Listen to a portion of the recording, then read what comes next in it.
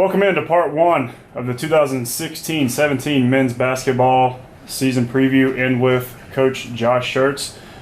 Coach, we wanted to start this by kind of bridging the gap between last year's historic season and then kind of preparing transition into this season. Obviously, there's been just so much talked about and discussed about last season's run to the national championship game. 34-3 season, broke all kinds of records along the way, which has been well dissected at this point by everybody and for a while now. So just kind of looking back on last season, just provide some final reflections as we kind of turn the page of 2016-17. Well, it was obviously an incredible year. Everything fell into place. We went in last year with a lot of question marks. Going to play without a point guard. Going to try to play Dorian Pinson at the 4 full time. We had Jalen. It was a new piece, but I think the thing that we had going for us was, one, everything that we in the preseason, you make all these plans. Everything that we thought about kind of fell into place. We thought we could shoot the ball at a high level. We shot the ball at a ridiculously high level all year. We had great chemistry. Jalen blended in beautifully, and I think the best thing was we had almost the entire team back from the year before. Year before, we had gone 30-3, had been number one in the country, went in the NCAA tournament as a number one seed, got beat 20 on our home floor by Mount Olive, and returned all but 2 players off that team and really added Jalen. So it was almost like we were in the perfect spot where we had confidence, knew we were a good team, but also had been kind of wounded and scarred by competition, understood that, hey, at the end you got to be pretty dang good to advance, and that we had kind of let go of the rope, kind of lost our identity down the stretch of the season in 2014-15, didn't play very well, and it wound up really catching up to us, and we got knocked out, and not just knocked out, but knocked out in really a strong fashion here at home by Mount Olive. So guys kind of carried that with them all summer. I thought we had, and then coming in the year, just had the perfect kind of place where we had confidence, but we had been scarred, a little beat up through competition. So we knew we had to get better, and really from early in the season all the way through, I thought we had great growth, great development.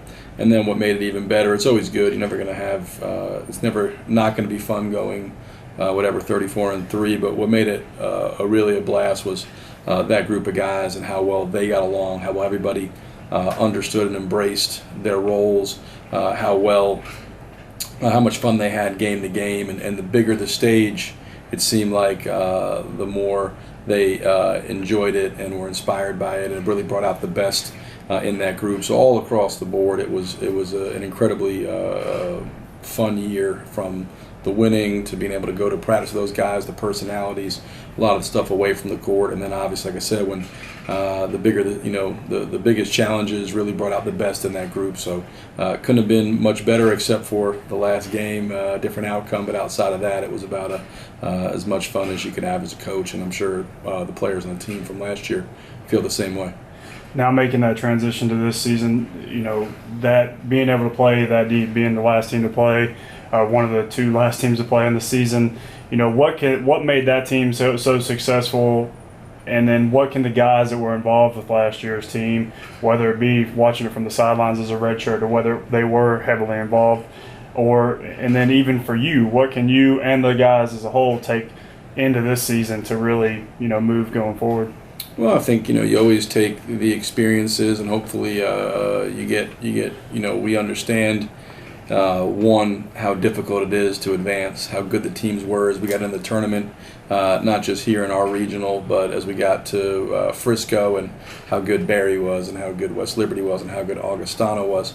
And I think we learned how important, hopefully, how important togetherness is. It's one of our core values we talk about, and how important it is to not just respect one another and be compassionate with one another, but really feel responsible to one another. And that group last year was tremendous in that regard. And the hope is that guys take those experiences and understand how difficult it was, how hard you got to work, how good it felt though that night we were able to clinch the regional championship here at home.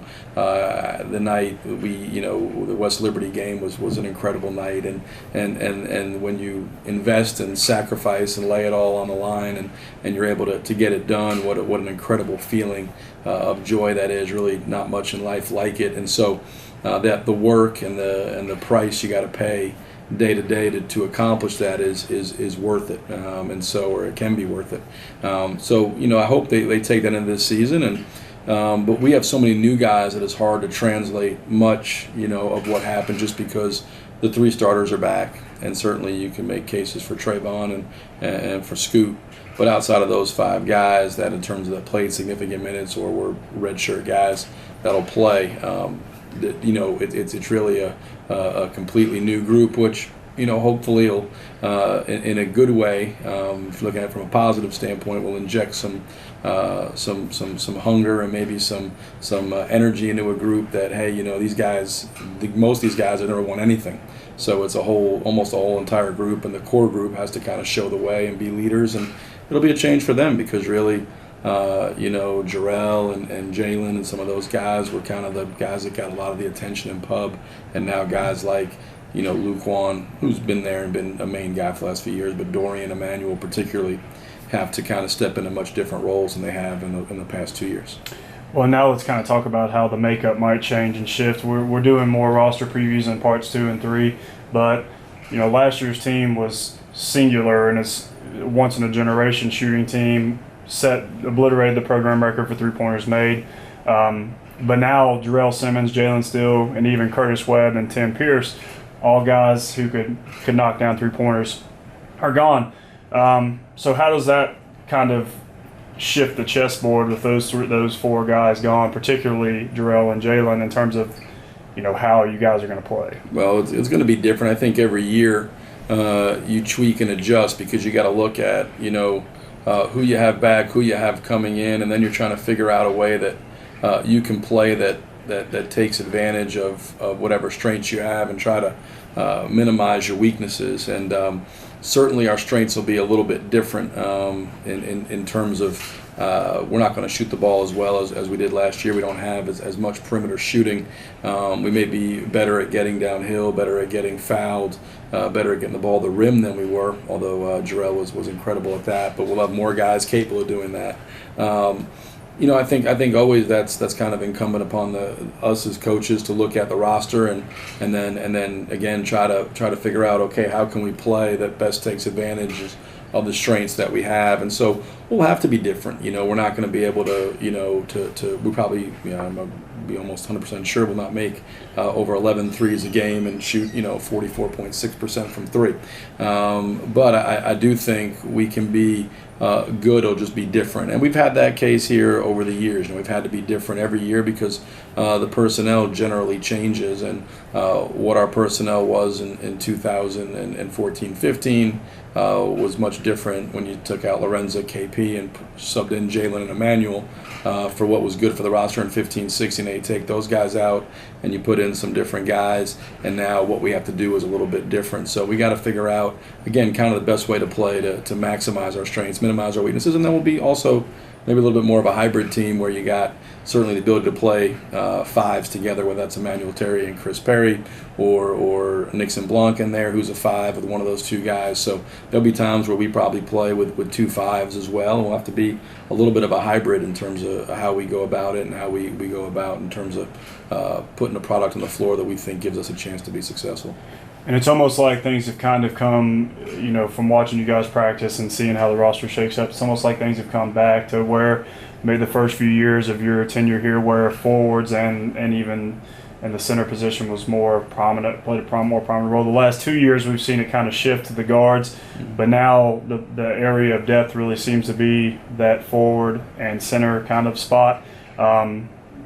Is that kind of where you see the strength of this team where it lies?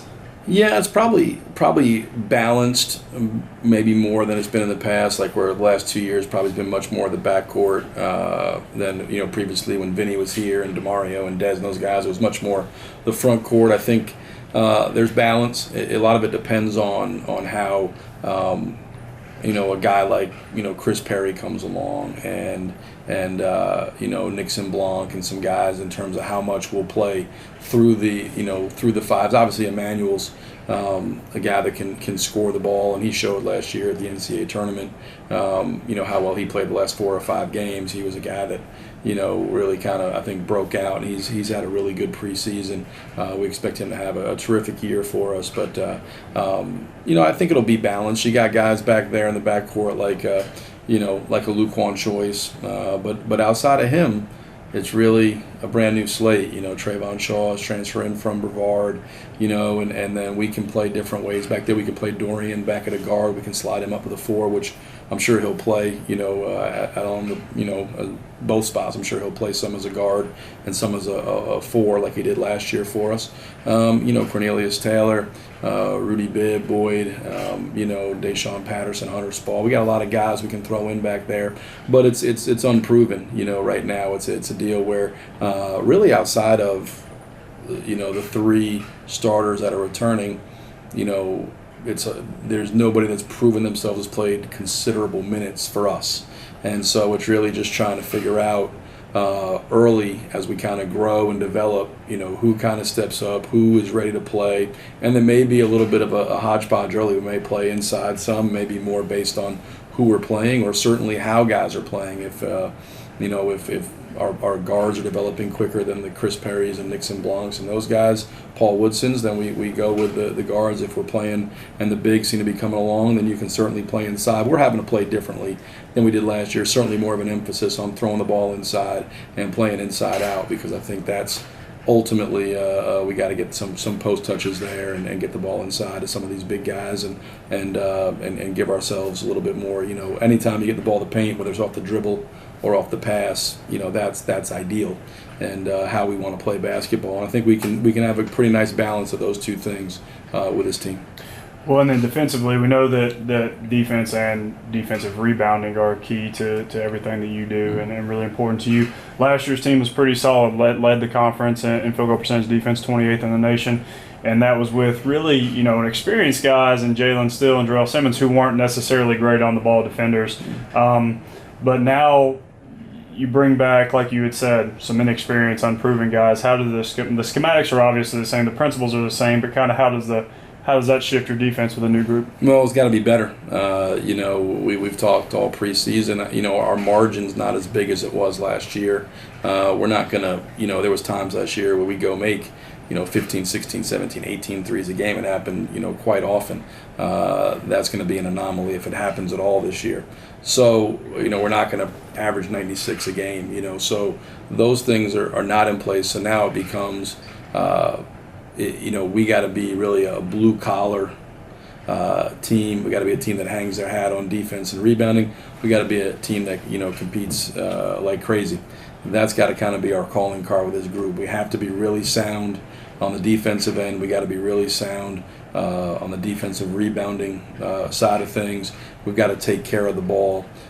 So when you look at it, when you have what we have good players, but it's not the same type of team. It's not going to be as explosive offensively. So for us to have a chance to be successful, we've got to be unbelievably sound and solid defensively. We've got to be more like our teams in the previous years. I think in 14-15 we led the country in field goal defense. If we finish up in the top 2 or 3 or 4 times here in 8 years. Last year's group, it wasn't a bad defensive team. I think we led the league, and we said, I think 28th in the country in field goal D, but it wasn't an elite defensive group, and honestly, at times it didn't have to be because we were able to score so well. This year's team is going to have to be elite defensively to have a chance to achieve any of the goals that it hopes to achieve. And then last things here, you've had all the preseason basically. You've had a couple scrimmages and stuff of that nature. Before we get into part 2 and 3 of this series, really, how have you seen this team gel so far with so many new pieces and so many kind of inexperienced players trying to mesh that group? It's a work in progress. Probably, I didn't, I was really spoiled, the last couple of years with having so many veteran guys back. We've got so many freshmen and so many new guys. We've looked, a little bit disjointed, a little bit discombobulated. Like I told these guys, I know what a championship team looks like, and that's not who we are right now. Now we can evolve into that maybe. We have a lot of work to do. We have to get a lot better. Our in terms of playing together and roles and guys understanding how to play inside of our offense and what we're doing from a schematic standpoint defensively, and guys just being basically completely bought in and committed to kind of the principles and values of what we believe goes into winning. And so we have a ways to go. And I think I knew going in with a lot of different pieces, a lot of new players playing roles, that this is going to take some time, and it's going to be bumpier than it's been in previous years. When you look at our schedule and the amount of new kids we have, and we understand the preseason stuff and the rankings and all that stuff's great, but we know that's based on what past teams have done and what we've accomplished over the last 6 years. The teams that have come before this group is a really young group with a lot of new faces, and it's going to have to take time to kind of grow and come together. But we're going to have to we're going to be challenged early. We get a lot of truth in these first few weeks of the season, and we have to come together quickly to have a chance to be competitive these first few weeks of the season. And so, work to be done. Again, we can evolve into a really good team. We've got I think we have good kids. We have talent. I don't know that we're convicted of anything yet. I don't know that we're good at anything, whether it's defense, offense, rebounding, taking care of the ball, or anything you need to be good at to win games. We have to certainly make progress in those areas between now and November 11th to have a chance to be competitive against King and Lees McRae, and then moving forward to Kentucky Wesleyan and Huntsville, and then on to Carson Newman, and on it goes. And so it's going to be an unbelievable schedule from beginning to end, and we're going to have to be really performing at a high level from a competitiveness standpoint and an execution standpoint to have a chance, starting in game 1 all the way through 28.